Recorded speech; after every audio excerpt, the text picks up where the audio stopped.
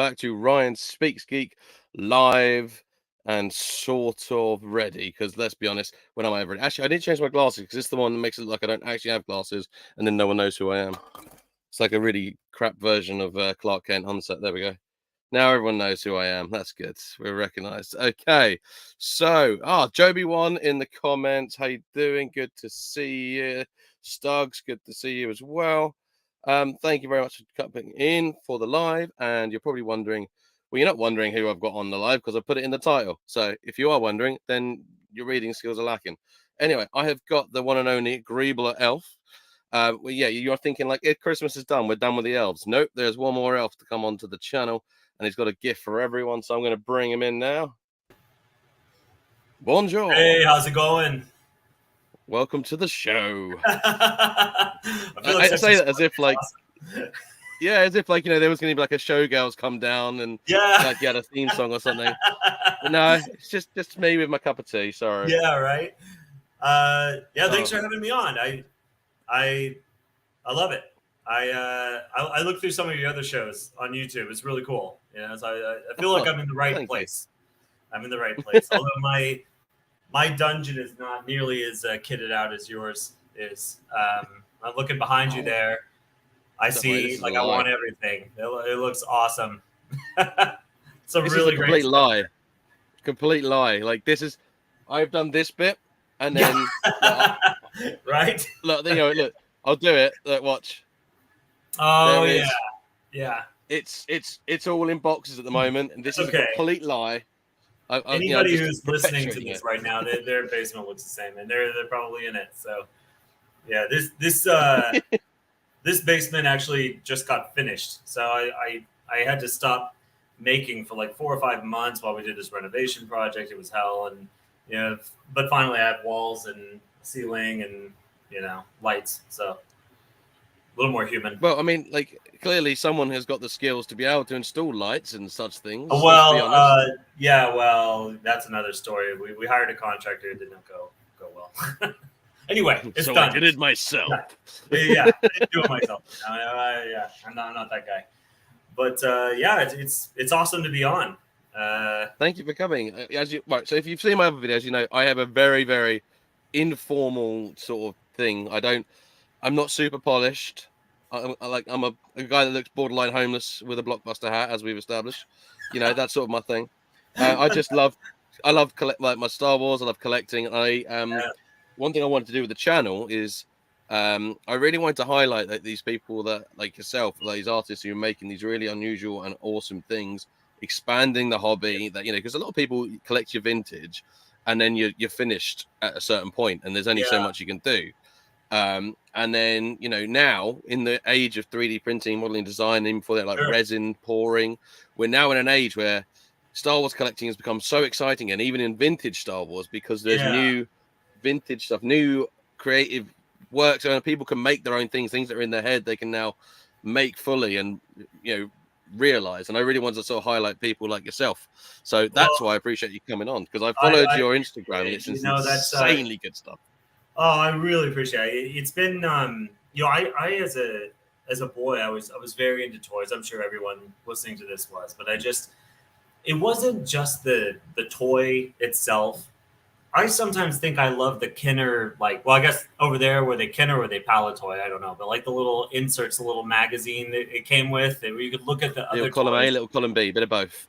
Yeah, and I just I think back to those early toys, and especially the Kenner original Star Wars toys. They're quite humble in some ways, even though the Millennium Falcon is kind of audacious. It's like they're all about the fun. They're all about the maximizing the joy, and anyway, I think that's what kind of guided me along this path. I did a lot of other things. I have not been making toys very long, but I got into 3D printing, and I really enjoy. And I just always wanted to make my own toy. And as a kid, I would love to cut up cardboard. I'm sure, again, everyone on here probably did. Cut up old shoe boxes and some tape and some glue, and make your own playset. Sometimes almost more fun than the things you bought at the store. And kind of wanted to bring that magic back as well. So I think that's what sort of got me here. Yeah. I can 100% relate to that. There's still a running joke in my family that basically the sellotape budget went through the roof because whenever there was boxes laying around, I would then just start making stuff. But it would be like everything out of like cardboard and sellotape. Like I'm a big Transformers fan as well. And I used to make Autobot City quite a lot out of boxes, but they would have like car ramps and stuff, and I would try and engineer it so that there was bits that when they got to it, the weight would make it move. Yeah. Right. We made a transporter pod out of like a McDonald's did like these cup like Disney films or whatever, and they had like a clear like window in them. Like, oh, that would be a cool transporter thing. So I did that, and I found this thread that I just kept pulling, and then I make like a curtainy type thing. I was like, Yeah. that'll be until my parents came down the next morning and realized what I'd done is actually pull up the brand new carpet into things, and I basically just pulled this hole into a carpet. The funny thing is, they looked at my model and were like, "Oh, Ryan, that's really cool. That's really good. Well done." Did The destroy next the morning, carpet. next morning, that's when they worked out when it was, and then the model wasn't so good. Yeah, Then it was like, "What have you done?" Right? Yeah, what have you done? Yeah, yeah. I used to, my favorites were my grandmother had a lot of old shoe boxes, just cardboard shoe boxes, chipboard and cardboard, and they were kind of great for making little dioramas and scenes and things in. So that kind of, I think, made me want to put the time into it. And I got into 3D printing. I started with a kind of small 3D printer, like an Ender 3. I think that's kind of where everyone starts. But some of the things I wanted to make were bigger, and it's required a little bit more. So I've got actually, it's hard to see here, but I've got that's a Cobra Max back there. I've got 3 of them actually running. There's another one over there and one on the floor here. So trying to keep up. Haven't 3D printed yourself some shelves yet, then? Yeah, right. Exactly. I need to make just basically like a sweatshop in here and just have them running all day long. But So yeah, if we go to like your design site then. So I mean, because the first thing I saw of yours, if I'm being honest, was the Tantive 4. okay. Which, if that's the first thing I saw, was massive. And then I looked through your Instagram, I could see, obviously your work with cardboard, which we will get onto a bit later because I've got several questions about that. But what was your sort of first project? Like, what was the one? Because surely you didn't go like, my first thing, I'm going to build something that's about the size of a small human. Yeah, I started I did start with some cardboard ideas. I almost have to look at my own Instagram and remember what I did start with. That's because you've done the bomber from Last Jedi. Yes, that came after the Tantive. The Tantive might have been my first 3D printed. It definitely was not my first thing I 3D. Oh no, I remember now. I made the first thing I made, and I don't have it. It didn't hold up well, but the first thing I made was a small Empire Strikes Back playset, and I actually made that out of 1/8 inch plywood, very thin plywood. I had a laser cutter and made that, and then I used some 3D printed elements inside, and basically, and there's a picture of it on my Instagram, but basically it was quite simple, maybe about yay big, and it had the catwalk and the little platform, and there was an interior bit with a plastic circular window that was hinged, so you could throw Luke out of there, and have that kind of, dramatic scene. I put some simple LED lights in the bottom. I wasn't very good at electronics at the time, but that kind of gave me a taste for it. I was having a lot of fun with it. And then I ventured and did some cardboard projects that were a lot of fun too. And then I made I have it. It's not in good shape. Just one second. I'll bring it. I love it's actually disappeared around a corner. Like that's completely. I didn't even know that. I thought that was a wall, and it looks like he's just 3D printed himself out of existence. They never saw the Greeblerelf again. It's a bit dusty and dirty and not in the greatest shape, but throne room. Yeah, it's taken a beating with some moves, and it's a little dirty, but basically, again, made out of 1/8 inch plywood, cut to laser cut, and then some PVC pipe bits here and there.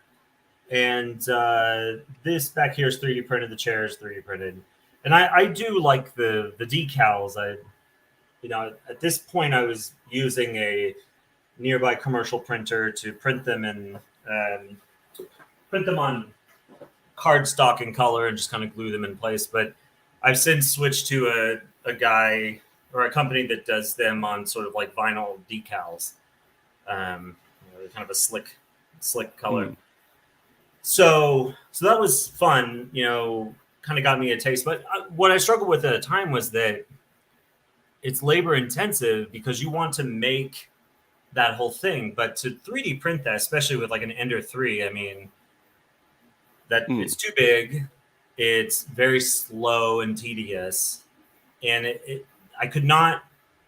I wanted to make bigger things, but I found it very frustrating. So I would use other materials like wood, and then you have to paint them, and that's very, so it's not very easy to. I mean, I'm not mass producing it, but it's not very easy to scale that up and produce more of them. So if someone says I like that, it's very hard to make another one. It's just very custom. Yeah. So I know two people are going to be disappointed in that because both Stugs and Oh, Joby1 in the comments were I'm like it. actually going to remake that Empire Strikes Back one better than ever. So I'll talk about that a little later. So if you guys are interested, I'd love to get feedback. If you like that Return of the Jedi throne room, I would love to hear feedback on that because maybe I should revisit that as well. But now I have the ability to produce things like that 3D printed, and it make it a much more attractive, something that holds up, is more durable, feels a lot more like a toy.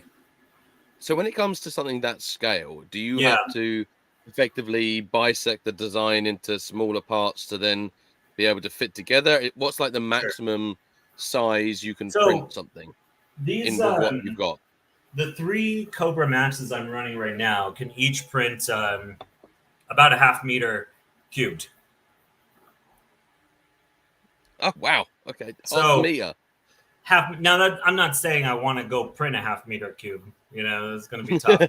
But consider that sort of the envelope within which you can print, which really makes it easier. So like these Tantive 4s are awesome. I love them. They're fun to make, but they used to take ages to make. I mean, just ages and ages to print the parts. And now that I have 3 going, I'll kind of print a batch of 3 at a time, sort of have parts to make 3 at a time. And that kind of helps me keep on top of sales. And so it's a lot more doable now. And that opens up a lot more fun things when you're not limited by materials. You're not limited by what the printers can do. It allows you to get very close to, I think, not quite off the shelf toy, but pretty darn close. Pretty darn close. I mean, so let's talk about the first one that I saw, obviously the Tantive 4. Yeah. So let's I mean, I think you've still got one. It hasn't shipped I do. out yet, Hang has it? tight. Let me. This one's about to go to the UK, actually. I mean, I kind of want to ask what the shipping to the UK is, but I also think I'll faint if I find out. $100. I don't know what that is in your local. About 70 quid, I reckon. In pounds sterling, but look at that. Yeah, this is. You can see the decals and things in there. I like it as well because it's very Kenner-esque. Because I know there was that Kenner. That means so much to me that you say that because that was 100% my ambition. I'll talk a little bit about. I'll show off the feature and I'll talk a little bit about sort of like how I got to that design. I'm not very good at spatial reasoning here. Hang on. So there's a little gunner cup that sits in there, and it rotates as well. Look at it. Yeah. So you can put your guy in there and you can turn around. He's got screens and all that. That's the corridor. On the back side, it just kind of has like a staging area where you can sort of hang out with people. Okay. Sorry. Joby1, that's so good picturing it in Black Series scale, taking up part. Oh, God. I'd have to, if I print it in Black Series scale, I'm going to go live inside it, This goes on here, but I take it off for shipping. And then this opens up into kind of a little area where your figure can stand here, work the controls, and sort of monitor all that. The escape pod is actually spring-loaded. So it sort of pops out, and that Oh, opens up, and you can put your C-3PO and R2-D2 in oh, there. And then this is one of the areas I like the most. It's the little Princess it's the Leia same. and Yeah. R2. Here, let me turn on the lights so you can. That lights Oh, up, and then you can actually kind of view them through this little window there, which I like. And then there's a light in the cockpit. It's a little harder to see in the daytime. And then the engines have this flickering effect. I adore that. Yeah, so let's see. And then the landing gear, of course, pops down in the back too. Kind of standard Kenner fare. Oh, it's got landing gear as well, even Yeah, better. of course. You got to land it, you know. So, going back to the Kenner thought, Kenner actually proposed a Tantive IV toy back in the day. They never produced. There's a Yes. In the everyone's so the kind. I love it. honestly, make sure when you go back and watch this, there's some really lovely comments about it, mate. You're getting a lot of love. The famous unmade Kenner brochure is one that Yes. fascinates me because, funny enough, and I have them to hand. I have two custom Oh, droids look at from that that. folder. Look at that. So someone very kindly managed to knock those together for me. So I'm very familiar with the folder. And then Steve Evans, works Yes. at Hasbro. Steve's a good friend of mine. He's been on a couple of times, and he's a big fan of your work as well. Steve Evans doesn't realize it, but I'm appointing him as a mentor because I truly like when he gave me such kind words about it. I just thought like I don't know, short of Jesus coming down himself and saying great job, I don't know what. Like I was like, wow, that's the top. I don't know where to go from there, Yeah. Do you know what? And the thing is, he joked about when I said that I was going to having you on the show. He even joked. He was like, maybe I should come on like surprise, like just pop out in the corner. I was like, I would love I'd be that. tempted. He also doesn't realize it yet, but I'm about to send one of my Spaceballs toys to him. So that will actually. so he'll have to make some space for that, or quietly throw it away and not tell me. Okay. Going back to Kenner, they had their own design, and I thought that was a cool design, but I liked the original Millennium Falcon toy. Yeah, Jesus probably does collect the original Kenner. Well, you think about your nativity, your crutch. That's a little action playset, man. Sheep. Right, exactly. I thought about the Millennium Falcon. I had the original 1978 one as a kid. It was one of my favorite toys ever because it was a little bit open ended, and they had to scale it down to make it reasonable. Otherwise, it would have been like this big. You know what I mean? And I liked the designer. I think it was Mark Bordeaux that worked on that one. Was not afraid to play with scale. He didn't feel this need to like, I'm just going to make a perfect scaled version of the Millennium Falcon. Like he's like, look, we're going to foreshorten some things here. We're going to blow this up, shrink that. We're going to get rid of this area. He made, I think, choices as an artist and said, what do I need to do to make a playset that kids truly love that lets them be in that story without getting hung up on like, well, actually the hyperdrive motivator goes on the left side, like that kind of thing. And I mean, so I thought about this toy. I thought, well, look, you can't do this to scale if you want to do 4-inch figures. I mean, you're talking like the thing would be the size of your living room or greater, so that's not going to work. Right. So the USS flag comes to mind. Right. Yeah. It's USS flag could like fit inside it maybe, And my thought was like, how do you get this down to a size what's the size that makes it feel substantial, makes it feel real, makes it feel attractive, but also gives you the freedom to, play with and put figures in and doesn't just look like a chibi toy or something, just doesn't look goofy and weird. So, what I did to start with, and this has kind of become my process, is I like to take cardboard and sort of like draw out rough forms, like flat, like the top down view. And I'll sort of sit figures on there and kind of figure out what are the sort of circumferences and spaces I need so that they can move around. And then from there, you kind of start working toward, okay, this is getting to be about, a little under a meter long and, about this wide. And, you kind of, you start to dial that in. And then as I get those dimensions and that's starting to feel right, I then go into the 3D software and I'll sort of kind of form the toy as if it were one big solid block of wood, and then hollowing out various areas, adding the different details, greebles, if you will, and functions and things like that. You sort of work that. That has kind of become the way to do that. Okay. I mean, so when you're doing obviously the top down cardboard design, like the template, if you will, like, Yeah. and you're putting down your figures, how do you then decide?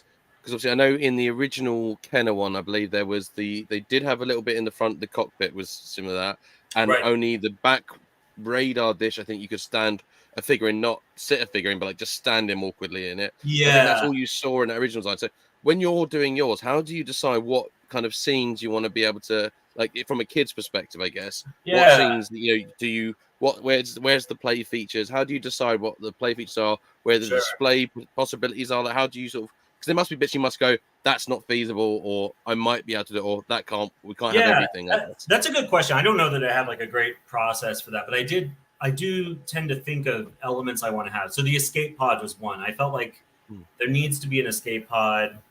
I remember the Kenner with the Jawa thing had, I think, an escape pod. And maybe you have one. Oh, that's Here's it. one I made earlier. It looks like a little martini shaker. You could just, that's, just pretty cool, actually, Yeah. So It I actually kind of kind of took would that work as that. to heart. And I thought of different ideas. I was like, maybe I'll have like an interior scene where you could load the escape pod, but sort of the geometry of that became really hard to work. And I couldn't imagine, like, you'd have to get your hand. It wasn't going to work. So it's okay. I want the escape pod. I wanted a corridor thing. Actually, I kind of envisioned a larger interior player. Is one of the regrets I have about this design. I kind of wanted to have like a larger interior area that maybe was more of like your GI Joe playset with like little radar dishes or like little radar consoles where people could sit and at computers and consoles and that kind of thing. But I sort of sacrificed that for the corridor scene, and I also wanted that little, I don't know why, that little Leia R2 area was very, for some reason, was something I wanted. And there was something that I think that came from the original Millennium Falcon, excuse me, had, to me, in my mind, as I remember, it had sort of pockets of little areas like that.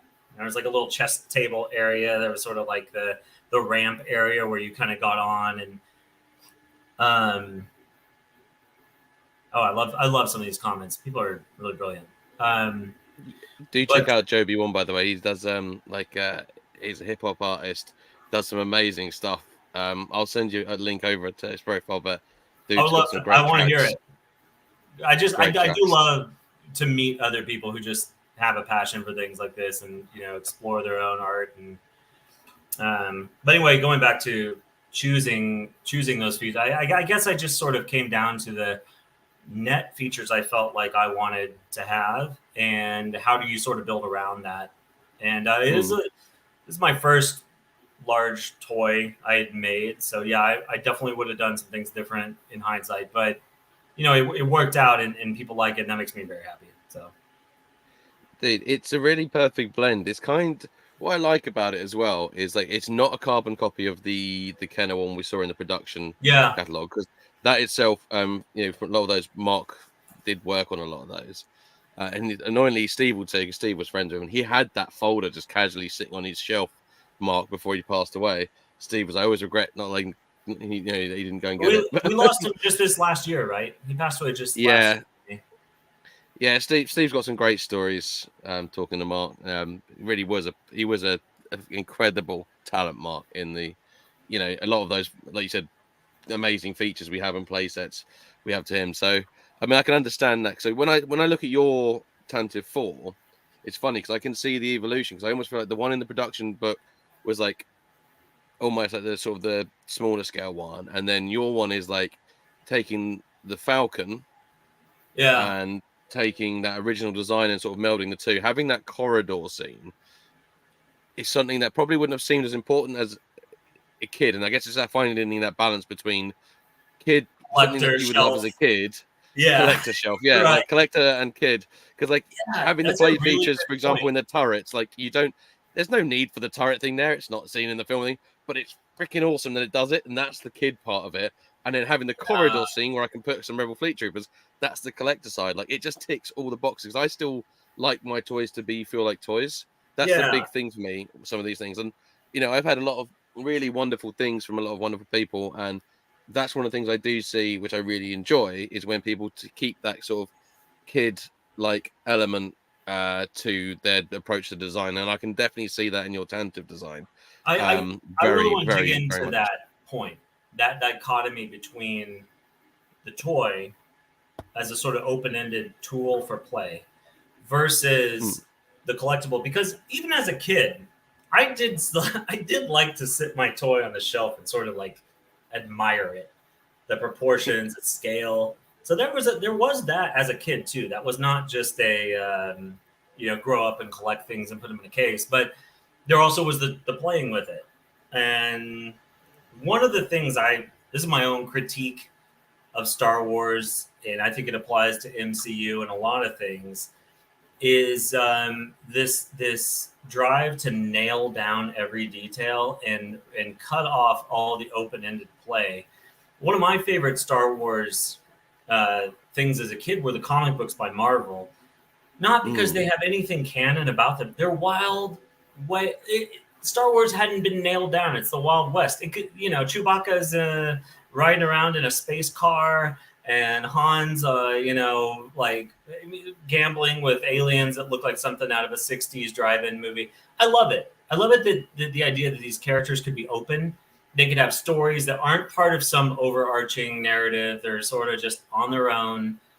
And I mean, look, I mean, it is what it is. I mean, these franchises are old. They're 40 years old now. And I mean, okay, fine, 40, 50 years old.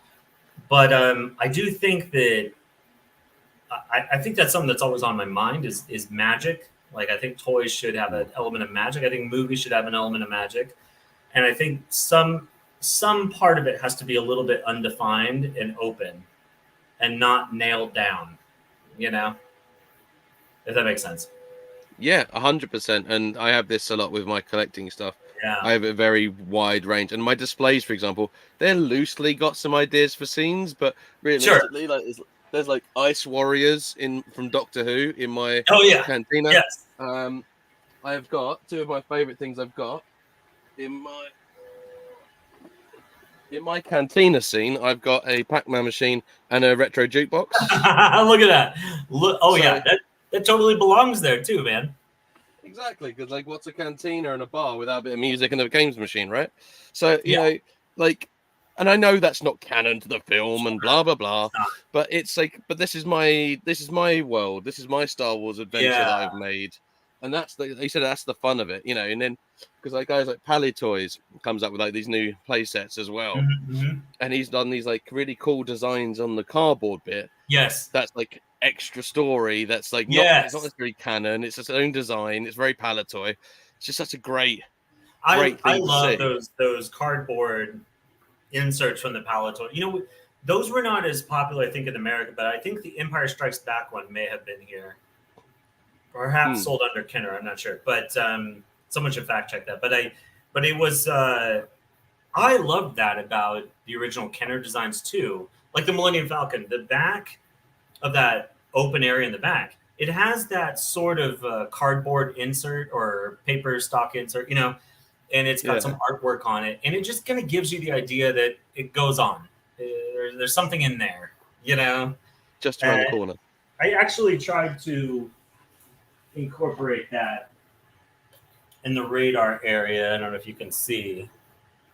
There's this kind of industrial Love piping that. that runs around, So and it it's just looks a like it piece goes of down into the ship. exactly right, and it's just a sort of it's just printed on some cardstock in color. But I I did always enjoy that about the Kenner toys, and I thought that was something that was a little bit unique because GI Joe didn't really do that, if I remember correctly. Hasbro didn't seem to take that. Yeah. Yeah, they Custrans, I did. think is right. In the previous comment before, I think that those are the things that kind of made it personal, made you fall in love with it, maybe. Yeah, and I think I agree. Like, and it's funny because they did touch on it very briefly again with Solo, and they did these cardboard play sets, Oh yeah. which is Oh really, yeah. really cool. Um, and they unfortunately were really limited. I haven't been able to get them because I quite like them, but they've got lots of bits like that where they've got like the little characters printed on the background and Yeah. stuff. And it was a real return to form. And yet, unfortunately, because Solo, unfortunately, they decided to release like 6 months after Last Jedi rather than at Christmas like they've done all Mm, the other ones. I don't think it did as well, which I really enjoyed Solo. I thought it was a bit like a crime it was caper fun. in space. Yeah. Completely Yeah. unnecessary, but just fun. And that's the thing. I just had a good time with it. But I liked a lot of the toys that came out of it, and unfortunately, the toy line suffered. But it's a shame because a lot of the toys went back to form, like very Kennery. Because like we had like a land speeder that was only in it for a few minutes, yet we got a toy. Yeah. We got like the play sets had the cardboard things, but with plastic attachments to them, so they were like extra bits, and that A little was bit really cool. 3D. Yeah, but unfortunately, like I say, it fell in its ass. But it's a shame because I kind of got a little bit hopeful. Then I was like, "Ooh, hello," but no. It reminds me of the whole fiasco with Star Trek and toys, and I think Oh, the Netflix documentary was great about that, about the the toys that toys made that us. made us. It's like Yeah. they would, they have a killer movie or a TV show, and then they couldn't get their shit together on toys, and then they would make the toy, and then the movie sucked. They just Yeah, couldn't get it lined up, it's insane. It's a shame Yeah. that was. I mean, could we potentially see a 3D printed Enterprise for 3/3/4 scale? Oh, yeah. I think 'Cause that's a hard one to scale. Unfortunately, that scale is just so big. I just don't know it how you. is, but then I guess you sort of could look a little bit at the Playmobil for a bit of inspiration, and then Maybe just you gonna could throw definitely that out do. there. I think you could do the bridge. I think you could do the shuttle. I think you could do the engine room. Um, Playmates, was it? Playmates made the Star Trek toys. Playmobil. Oh yeah, no, Playmates made the. Yeah, it was The Playmates, action figure the toys, original one. and that was actually Yeah, a pretty successful one. I think they had a they really did the good bridge. solution to it. Is that they made play sets for sort of 4 inch, I think they were 4 inch ish Mm. figures, and then when it was big ships, they just didn't even try to scale. They just made that as a toy you held in your hand, and I thought that was actually a smart way to bridge that gap. I'm thinking, would like if we had a Millennium Falcon, 'cause I've got somewhere they did a weird playset in the Hmm. 90s, which was the Falcon cockpit. It was for a video game. It would clip on top of your keyboard, but it had actual action figures in it, and you push down you could put your own kind of figures on it and push down the seats, and that controlled the game because it pressed things on your keyboard. It's a I really never heard unusual of that. set, dude. Look it up. So That's going to the be rare. Falcon, the Millennium Falcon CD-ROM playset. You will laugh your cry change off. And also, it's really not that hard to get in the UK. It's quite cheap, so you might not Oh, get one. But it's a really unusual thing. But I got it, and I've kept it just because I really like it. As like you said, it's oversized, but yeah. it's the cockpit, and you can put. There's also a little side gunner seat as well for the actual gunner bit. It's a really Oh, cool unusual. that's It's got a cool. tracker ball. So I've never seen that. I hadn't seen them since, and then they also did the gunner stations as deluxe figures, and it was just the little seats, and you could connect Han Solos and Luke's, and they sat in them in the 90s. Oh The yeah, 90s had some cool stuff, I but they haven't approached it since then. You're right, and actually, would a Millennium Falcon seating area with the full Dejaric table, the console, mm. could be quite the cool. this. I wish Steve were here to talk about. I got a hold of the Falcon that came out with, and I think this was during his tenure. I think it was Force Awakens. That is, I think, the best Millennium Falcon toy. Um, Ooh, it's I have it here. I can go grab it in it, but I got it used. I love it. I got it for my boys. It's got the pop up gun thing for yeah, Finn, It's got noises, but the back area is really cool. It's a little bit bigger than the original Kenner one, but it's not enormous. I thought it was very cool. I thought this was actually a really deluxe. Oh, and it had a cool thing that if I remember, the lid on the underside has more play area too. It's kind of different, So it's sort Nice. of breaking the bounds of the shape of the Millennium Falcon, sort of letting you, kind of play outside of that. Oh, Yes, the yeah, next generation had. They were cool toys. My friend had the. The Enterprise, and he had the Romulan cruiser and like all this stuff, the Borg cube. The Borg cube. I've still got my cube somewhere, actually. That's one of my Star Trek things. I was like, I'm never getting rid of my Borg cube. Well, Apple came out in the early 2000s. Apple came out with a computer that was just like a little cube. Someone should have made a case for that. That's wasted opportunity. Wasted opportunity. I'm sure 100 people have done that since then. But well, since we're talking about other franchises, I mean, we got to talk Spaceballs. Oh, it's funny you bring that up. How random that I would have brought up Spaceballs. Spaceballs is a Mel Brooks Star Wars parody that parodied many sci-fi films at the time in the era. No toys were produced until now. Yes. Look at that. Oh, I've only seen these sort of in production pictures, but it's the Eagle 5. Look at the attention, Dude. The decals, the windows are actually clear. I made them a little too dark, so I figured out that process, but they're clear black.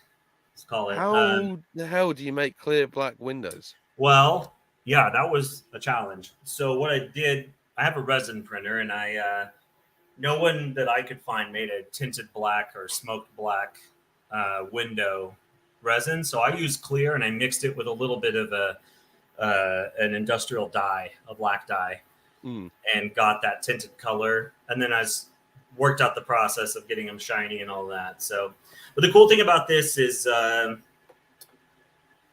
it does have. Oh, sorry, getting lined up here. You got the boosters, right? But this is cool. On the side, you got your Schwartz meter, right? If you really need to turn on the heat, oh, well played. Yeah, it's very fun. Joe Beyond says it best there. That is epic. And I tried to get all the decals. It's full of Easter eggs. If you like kitschy jokes and Easter eggs, this is the toy for you. But then this opens up. So let's get inside. So I'm sorry. I'll try to get the angle right here. Oh, dude, that is, oh my God. That is so good. So the cockpit has, it's very hard to line this up with my computer, but there's some better pictures on my Instagram. The door on the side opens and latches shut. I tried to be as true to the interior as I could. Obviously, the interior and the actual Winnebago goes back here. I don't have that section open. Mine, it stops here. And a kind of a nod to Kenner. You can see this sort of back area hints that there's more there, And like your arcade game made me laugh because so in the movie, there it is. Yeah, in the movie it's a pinball game. I didn't really have room for that, so I scaled that down to an arcade game, and I tried to get the actual Asteroids arcade cabinet art is on there from the Asteroids game. We've got Spaceballs, the movie poster over here, and a pinup calendar from 1987. And it's got a little kind of a kitchen galley in there where you can see the figure back in here. A little sink and all that stuff. Yeah. Oh, dude, that is so good. Joe, you want amazing playable set. I'd throw Star Wars figures in, have Mando and Grogu for sure. So it is scaled. It is scaled to Kenner 3.75 Star Wars, so that it will totally fit your Han Solo and your Chewbacca. Nobody makes. There are a few people out there who make some Spaceballs action figures. They're, in my mind, I think a little overpriced, like $50 a figure kind of range. So I am working on sculpting a set of 5 figures. I think we'll have the main good guys, 4 cast of crew. So we'll have Lone Star, Barf, the princess and Dot, and then I want to make a what's Dark Helmet. Villain set. So Maybe. yeah, and it's going to be called Special Merchandising Set. So I am working on that. I will have that. That's where the money is. That's where the money is. To go with this, but until then, you can play with it with either your Star Wars or your GI Joe, anything in that sort of 3.75-inch universe. But this one's a lot of fun. I really tried to nail all the decals as much as I could. I had a lot of fun with that. It's feels really spot on. It feels like a toy. I gotta this one. It really does feel like it came off a store shelf. So that's going to be available in my Etsy store very soon. I'm learned from past. I'm going to stockpile about 10 of them before I put it out there because people say I want it now, and I'm like, oh god, I got to make them. So how long does it take to print that and put that together? So say if I ordered one now, and you had to make one fresh, what's your realistic time scale? I could do one of these in about a day. I could probably do a few in a day. Now Tantive takes me 4 days or so. It's So this is a lot faster. I learned a lot. Got smarter about how it's designed from day one to make it so I could get them in people's hands faster. So yeah. That's awesome. I mean, do you think so? Obviously, you've got your cardboard designs, and your card work, and bits of card. Well, it's card and bits from around the home because there's one of my favorite ones is the one-man airspeeder, sort of on the basis of the concept snow speeder, which I really loved that, and I really liked the fact that I noticed, despite the fact I looked at the picture so many times, I only noticed today it's straws. Yeah. The guns are straws. I just had so much fun as a kid with the cardboard. So I used a laser cutter, designed this as a sort. Well, okay. Did you guys ever have these toys? I'm sure you did as a kid. Like sometimes McDonald's or something would have a cardstock sort of toy that you'd pop out the pieces and you'd fit it together and kind of make a 3-dimensional something, almost like an origami type. Not origami. It's not right. Like a carton kind of thing. And I loved those as a kid. I used to have books of those where the pages would like make a robot. You'd take them and bend them. Got some wooden ones for Christmas. Okay. Yes. I love them. Yeah. So I made that little one-man speeder kind of based on the original Ralph McQuarrie. There's a cool toy that was made by I think Kenner back maybe late 90s or early 2000s. They made the concept speeder, the concept speeder bike, concept cloud car, and the cruise missile trooper. Big 90s Star Wars fan. That's cool, man. I actually have that toy here, the little one-man speeder. I picked one up at a vintage shop because I wanted to sort of like take it apart and look at the dimension. How do you do that? But I thought those were a lot of fun. I made an @ST toy that was cardboard. Doesn't move or anything. It just kind of sits there, The Sandcrawler was very impressive. That was fun. And it has lights in it as well. Yeah, so that was a lot of fun to make. Sandcrawler and put some lights in. I sort of like kind of dressing up and overdoing something really simple like cardboard. It's like how fancy can you make this? I mean, how it was so effective that I was actually thinking because I don't think I'll ever be able to afford a real Kenner remote control one as much as I would love one. But then part of me was thinking I could maybe have something like that cardboard one. Then I thought, what if you mix the two things, the vinyl type stickers with the cardboard? Because if I had that kind of old school Kenner Palatoy style, and it was just a 3D Sandcrawler thing as a kit, I would love that. Like that would be such a good mix. And I would have loved to have had an AT-AT or AT-AT. Sorry, we call it. I don't know the right word. It's much. Everyone can call what they want. Imperial Walker. I wish I'd had one in cardboard. As a kid, because I didn't give a fuck all about it moving. Like what? It was annoying. You had to move its legs. It was hard. I just wanted it to stand there and have troops come in and out of it or something. It seemed fun. I think that's the thing. Sometimes you just want something basic. So with playsets, I have this sort of theory of playsets, a bit like yourself, about keeping it basic. Oh, look at that! Look at that. I didn't realize the Y-wing's on there. Just casually got a Y-wing sitting on top of there. But obviously, like the the Kenner playset for the Hoth stuff. Yeah, that's a great one. I love that one. It's such a cool trench set. And then so when I was in a toy fair recently, I saw this old bit, and it's from an old dinosaur themed train set. So what I did was I took it, I spray painted it grey. Look at that. Oh yeah.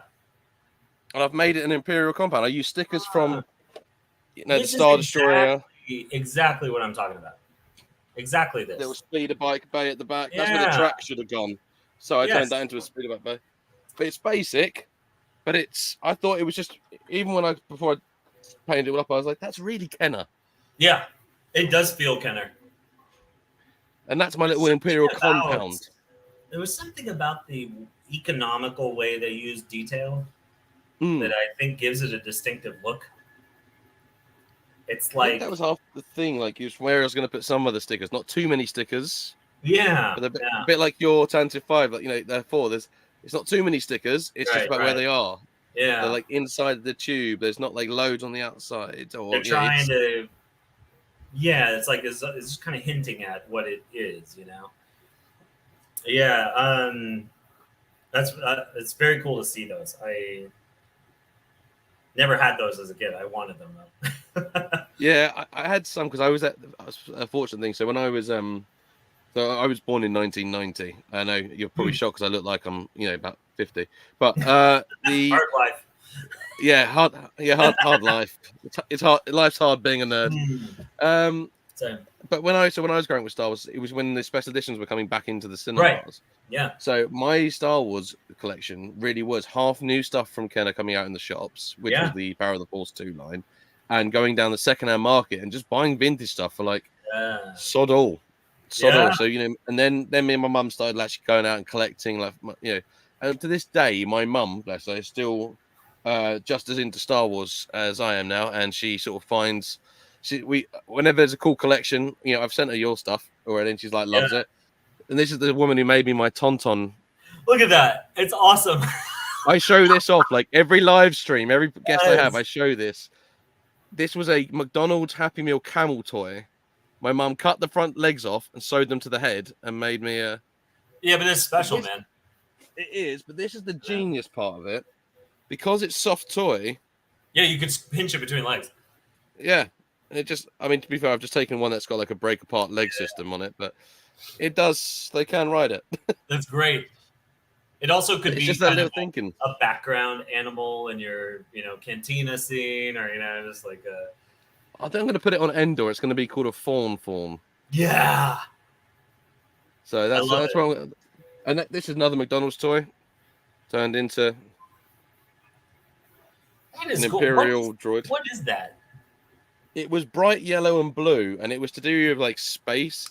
But you do like that, and it shoots off. But it reminded me of that little the mini MTV vehicle. Yeah. And when I was a kid, I had this idea, and it's only in the last year, the last 6 months, I actually finally did it after about like 20 odd years of thinking about it. And it's the approach that I've just taken, and that's what I mean. I think when I look at your stuff, I can see it's really inspiring, because it's not just someone who's gone like, I'm going to make this because I can try and make some money out of it or that. I can see there is so much love in your designs for what you do. And I think that is such a special thing. And the fact that, people have got the chance to have some of that in their collections, that it's not just something you've made for yourself, but it's something you can share with other people, I think is just awesome. I got to be honest. So my background, I was born in 82. I'm a little older, but my undergrad, I studied art, like oil painting and things. And I always had this desire to create. I wanted to be an artist and all these things. And, life kind of says, oh, you got to, get a job and do something real. And I just realized doing this, that this is art that I love. And I think I always felt a sort of stigma or shame around it when I was younger. It's like, well, that's not real art. It's just kitsch and, whatever. And I don't feel that. I think that's one of the joys of getting older, is like, you just kind of do what you want. And the comments like yours, where say, oh, it brings back that joy. Like it feels corny almost to say. Like, people send me emails after they get like, this is exactly what I wanted as a kid. It's like, wow, I feel humbled to be part of something like that. It really is awesome, and if I just did that forever and I was broke, that'd be okay. No, it'd be all right. Well, So fingers crossed. yeah, right, yeah. So I've But got to ask because it'd be rude not to ask. We've got the Tantive, we've got the yes, Eagle 5. What's yeah. next? Oh, good question. I got some ideas.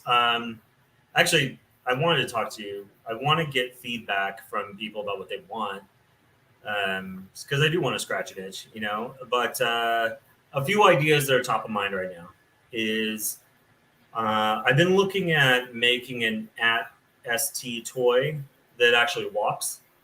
So that, and it's a little bit scale, a little larger, a little truer to scale. That's an idea. I've been working on the mechanism. I got some great ideas from an old toy mechanism for a walking toy that I think I can sort of adapt and cheat and make into something that could be a lot of fun.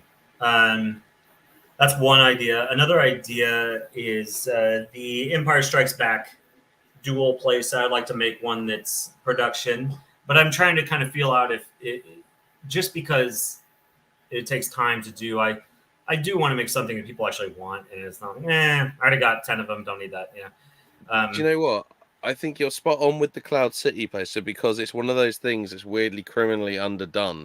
Is Yeah. Cloud City, and that jewel scene. So I haven't got it to hand, but I found like Funko did this weird little cardboard set, and they're like Funko Pops, but they're made out of cardboard. You have to fold yourself. But the Oh. play sets are very much like the slot and put together things. Uh-huh. Uh-huh. So for example, the Ninja Turtle one I happen to have here for like their sewer play set. And the idea is like it's just a diorama type thing, Oh yeah.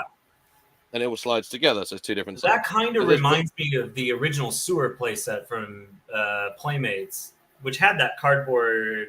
Was it cardboard? I I think think it had a fence or something on the back. I the think. back bit, yeah. Yeah. And I kind of feel like that was their inspiration for it. So they did one, which is the Besman Jewel, and it sort of fits in scale wise with the retro figures, like the Right. vintage figures.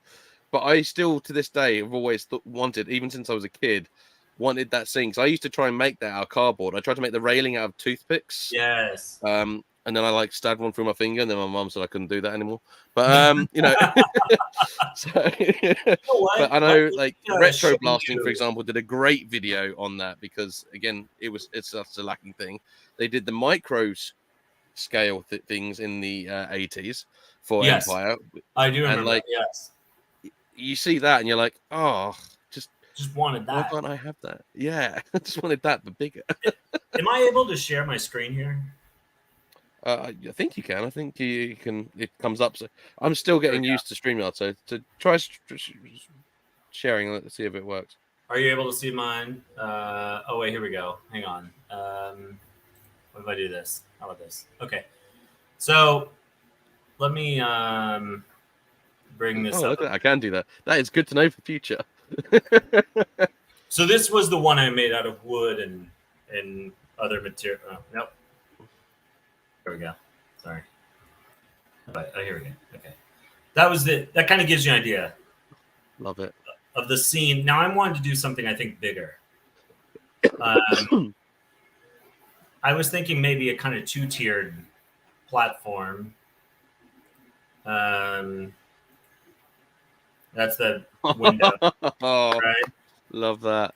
Yeah, which I think was fun. I think it could be done better. Let me see if I can. If you could have some little boxes on string that swung down and hit loop. Yes. Oh, that was another idea. I thought I would put in some of those greebles and maybe make them like those little objects, and maybe make them magnetic so they stuck to the wall, or have a slot pin, something like that. Or one that could break apart into two, so like it looks like it's been chopped in half with a lightsaber. Hang on. I want to find. Let's see here. Okay, this is a great. Here we go. Are you able to see my? Oh wait, here we go. Okay, this was a Kenner toy I had as a kid. It was a Batman playset. Beautiful set, very well and very, very well cool. reused.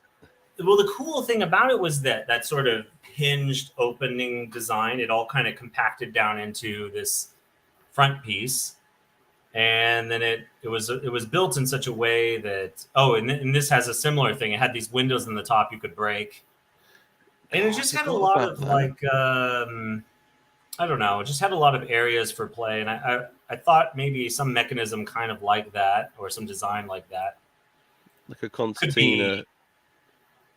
could Because be you could cool have for the walkways fold down from being flat, and then it's a walkway, right. Yes, and then you can fold up flat. That's that's I like your thinking there. and it had this, like, I love this bit here where you could just drive your Batmobile out of there. And so I was thinking something.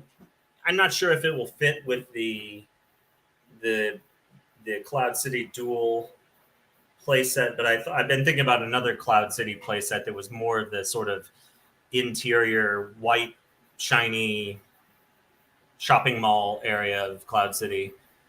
And maybe I suppose like, that could be one playset with like that yeah, I the almost think it's like two the different Ugnaught droid toys. thing, the Ugnaught scrapyard Yes, I bit. definitely wanted. I'm glad you said that. I wanted to get that Ugnaught area. I wanted to get the dining room where the betrayal happens. I wanted to get, Classic. just some of those areas. Um, so those are on my mind, but I kind of want to get a reaction from people on what they think about, how much uh, how much interest there is. Because I think it, could be larger, could cost more. I don't know, so I have to be careful. I Uh, think the Empire's got a lot of love, because the thing is, at least like with Jedi, you had like the Ewok village. A New Hope, everyone sort of associates the Falcon being the big playset for A New Hope, even though it's like for all films. But you kind of think like A New Hope, you think Falcon, yeah, a cantina, the because Death the other Star thing is a one. cantina. Yeah, the Death Star, the tower, because we never got the actual tower one in the UK, which Oh, I'm really? gutted about, because I still would love one of those. I've got the I trash think they were compactor monster rare from it. here. I never knew a kid who had one as a kid. I mean, it was like your dad really loved you if you had that. Yeah. Like, or it fell off the back of a truck and you didn't ask any right? questions. Yeah, exactly. Yeah. But we did have the Palatoy one though, which was awesome. The cardboard big round Yes. super beast, which again I don't have and probably will never be able to afford. But I've hopefully someone does someone did a repro one a while back for like $100, and I would have definitely have done that. So I'm hoping someone else comes back to do that again. Well, yeah. So going back to designs and those are some I'm thinking about. Um, uh, I've got a few other ideas that are not quite formed, but I do want to do something smaller too. I don't want everything I do to be so giant. Just trying with the Spaceballs one to kind of bring it down. So I just not everything I do is enormous, but I'll tell you what, here's a smallish one for you that I think would be I'm good all fun. ears. Kenner Indiana Jones boulder chase. Oh, okay. Just a nice sideways thing where I can put my Indiana Jones and I can press something and a boulder comes down and knocks him down. Was there not a toy of that? Nope. So Kenner's Indiana Jones playsets, it was a very small line, but obviously the retro collections brought a lot of love back into line. And a lot of people have now got the retro Indiana Jones figures, like, Yeah. because they're readily available. And so the playsets, they had the map room and the Oh, Cairo market, yeah. but that was it. But Raiders of the Lost Ark got like nothing. It was very, very limited. I was thinking about doing that German flying wing plane. Oh, that would be kind of cool. Oh God, I would love that, because I've got the German mechanic. I just don't have him anything for him to be cut up by. Yeah. I do think that'd be a fun toy. And then you got to figure out: do you make Nazi symbols and then ship it? Like, do people stick it on themselves, or do you... Yeah, I think that's the thing you include in an envelope in the box. Bring your own swastika. Yeah, I think that's what they do with most toys like that. It's like you can't. Well, I thought maybe you could get away with the German cross or something. You could do that. Yeah. And then if they maybe put a PDF on the website that if they want to download it for free, you want to do that, that's on you. Yeah, do like a toy Polloi thing. Just be like, you can pay for this one. I made this one, but you don't have to pay for that one. That's free. You can just download that one. Yeah, you got to pay the $50 cancellation fee if you want me to ship the real. It goes to my legal fund or something. So yeah, those are some. At some point, I would love to try my hand at making a toy that isn't necessarily based on a franchise. Just something just for the sake of the toy, just something fun. Yeah. Yep, I can definitely picture. I can get on board with that. And the thing is, I think I could just, yeah. When I was a kid, I just always used to come up with ideas, not even necessarily for a particular thing. I just used to make stuff to make stuff Yeah, because I just could. because it was fun, you know. Yeah. Um, Well, dude, excellent. Well, thank you very much. I really yeah. appreciate you coming on. Hey, the pleasure's all mine. I Definitely. really love it. If any of your audience, if they have ideas of stuff they want to see made, I would love to hear their ideas and want the feedback. And really, just thanks so much for keeping this interest alive amongst people and making people celebrate it, because I think it is something awesome to celebrate. So Awesome, thanks, and definitely if you're up for it, coming back onto the show as well, like when you've got your next project done, or just even for a chinwag, maybe we'll get Steve on, get the three of us have a good yeah, old I would love three-way. that. I would love to do a conversation with Steve Scott. will be That'd be great. Steve will be well up for that, so I'll get on the blower with Steve, and we'll Yeah, get that if you can in the get him, diary. and you just count me in, I'll make it happen. I don't care if it's my mom's funeral, I'll be there. So Yeah, just don't live stream from the event because then it right, gets super awkward. I gotta go. My mom as Yeah, well, by the way. um, She's in good health. yeah. I love that disclaimer. Shall I put a little banner across the bottom of the video? Yeah, his mom is fine. Yeah, all's well. All's Yeah. well. So thank you very much for coming on. I'm gonna boot you out the video for a second, and then I'll catch up with you off camera in a minute. So All right, see you stay guys. online, but I'll cover you on the video. So, Thanks so much and take care. all right. So that was obviously Greeblerelf. Obviously, really, really happy to have him on the show. He's gonna be on again in the future, as you just heard. And Steve, if you're watching this, I'm blackmailing you into coming back on. I'm joking. He owes me. I'm joking. We've got some other great guests coming up onto the show soon as well. Babaluga Studios is going to be coming up onto the channel. We've got Analog Toys at some point this year as well, like Tony. Yeah, just lots of really good things. Jacob's Toys is coming on to talk about customizing. Yeah, just loads and loads going on. But thank you very much for watching. I've been Ryan Speaks Geek. I do appreciate you guys coming in and just being involved and just using your time to watch me and my good nerdy friends who make awesome things. So until then, keep it well, not keep it real. It's what should we say? Geeking it real. Geeking it real. Until then, geek it real.